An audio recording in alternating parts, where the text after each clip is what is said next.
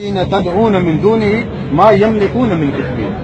جنہیں تم اللہ تعالیٰ کے علاوہ پکارتے ہو وہ ایک جو ہے وہ کھجور کے اوپر جھلی ہوتی ہے، اس کی بھی مالک نہیں ہے۔ ان تدعوهم لا يسمعوا دعاءكم، اگر تم انہیں پکارو وہ تمہاری پکار کو سنتے نہیں، اور اگر وہ تمہاری دل پر اللہ تعالیٰ بولتا اگر تمہاری پکار کو سن لیں تو تمہاری فریاد رسی جو تم مانگ دے وہ تمہیں دے نہیں سکتے، اور قیامت والے دن تمہارے اس شرک کا انکار کرتے ہیں۔ السلام علیکم ورحمۃ اللہ وبرکاتہ، نحمدہ ونصلی ونسلم علی حبیبہ الکریم، وبعد۔ سامعین اور ناظرین، نجدی وہابی فتنے سے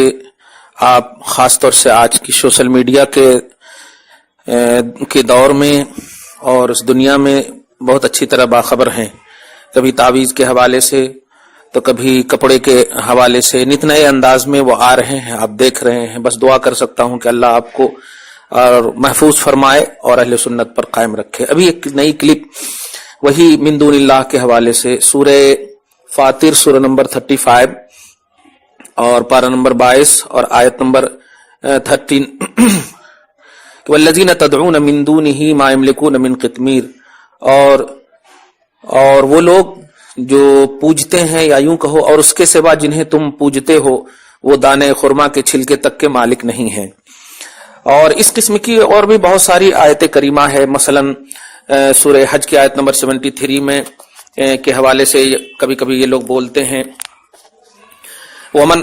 یا ایھا الناس ضرب مثل فاستمعوا له ان الذين تدعون من دون الله لن يخلقوا ذبابا، کہ بے شک جس کو تم اللہ کو چھوڑ کر کے پوجتے ہو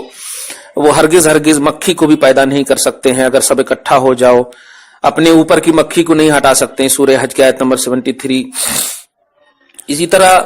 اور بھی بہت ساری آیتیں ہیں،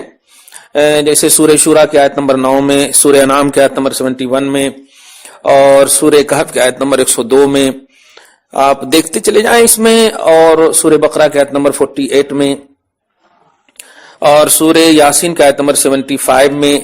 اور سورہ جاسیہ کی آیت نمبر 10 میں، اور سورہ جاسیہ ہی میں آیت نمبر 19 میں۔ اس طرح سے تقریباً 48 میری تحقیق اور میرے مطالعہ کے مطابق 48 آیتیں جس میں من دون اللہ ہے۔ اب آپ دھیان دیجئے کہ من دون اللہ کا جو مصداق ہے، بار بار چیخ کر میں ہمیشہ سے کہہ رہا ہوں، اور میں کیوں کہوں، سید المفسرین سیدنا عبداللہ ابن عباس سے جتنی بھی مرویات ہیں، جن کی تفسیر کا نام تنویر المقیاس من تفسیر ابن عباس ہیں،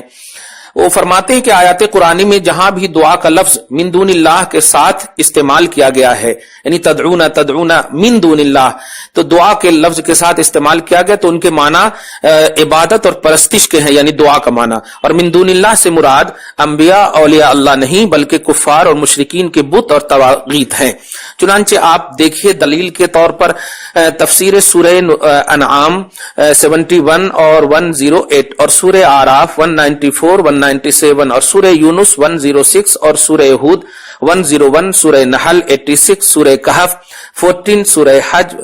12 73، اور سورہ مومنون 117، سورہ فرقان 68، سورہ مومن 74، سورہ زخرف 86، اور سورہ جن 18۔ یہ تو تفسیر